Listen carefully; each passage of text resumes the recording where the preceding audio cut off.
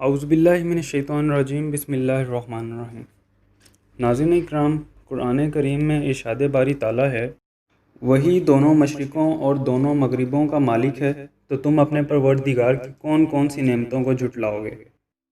ناظرین اکرام، یہاں پر جمع کا لفظ استعمال کیا گیا ہے، جیسے کہ دونوں مشرقوں اور دونوں مغربوں کا رب۔ جیسا کہ ہم جانتے ہیں کہ سورج مشرق سے طلوع ہوتا ہے اور مغرب میں غروب ہوتا ہے، لیکن جدید سائنس ہمیں بتاتی ہے کہ سورج کے طلوع ہونے کا زاویہ ہر روز مختلف ہوتا ہے، لیکن اسی طرح اس کے غروب ہونے کا زاویہ بھی مختلف ہوتا ہے۔ ناظرین اکرام، سال میں صرف 2 دن سورج اصل مشرق و مغرب سے بہت دور طلوع و غروب ہوتا ہے، اور مزید یہ کہ سورج سال کے صرف 2 مخصوص مہینے یعنی کہ مارچ اور ستمبر میں بالکل ٹھیک مشرق و مغرب سے طلوع و غروب ہوتا ہے۔ ان دنوں میں رات اور دن کی لمبائی تقریباً ایک برابر ہوتی ہے، اور اس کے ساتھ ساتھ آپ نے اکثر نوٹ کیا ہوگا کہ سردیوں میں آپ کا سایہ کافی لمبا بنتا ہے، جبکہ گرمیوں میں آپ کا سایہ کافی چھوٹا بنتا ہے۔ ناظرین اکرام، سورج کے زاویوں سے تو یہی معلوم ہوتا ہے کہ مشرق و مغرب ایک نہیں کئی ہیں، جیسا کہ ارشاد باری تعالیٰ ہے، پس نہیں میں قسم کھاتا ہوں مشرقوں اور مغربوں کے مالک کی، بے شک ہم ہر چیز پر قادر ہیں۔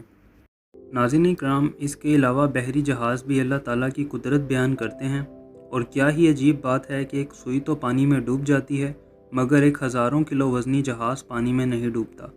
ناظرین اکرام، کیا آپ کے دماغ میں کبھی یہ بات آئی کہ بحری جہاز چلتے چلتے زمین کی سطح سے باہر خلا میں کیوں نہیں جاتے، یا زمین بغیر کسی سہارے کے کیسے کھڑی ہے؟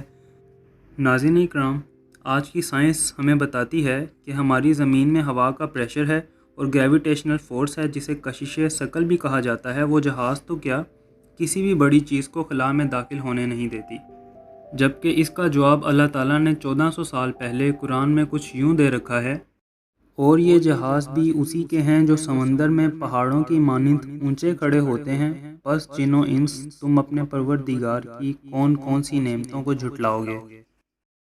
ناظرین اکرام، جس دن یہ گریویٹیشنل فورس یعنی کہ کشش ثقل اور ہوا کا پریشر ختم ہو گیا، اس دن سب کچھ تیز ہوا میں کاغذوں کی مانند اٹھتا نظر آئے گا، اور کون جانے کہ وہ دن قیامت کا ہو۔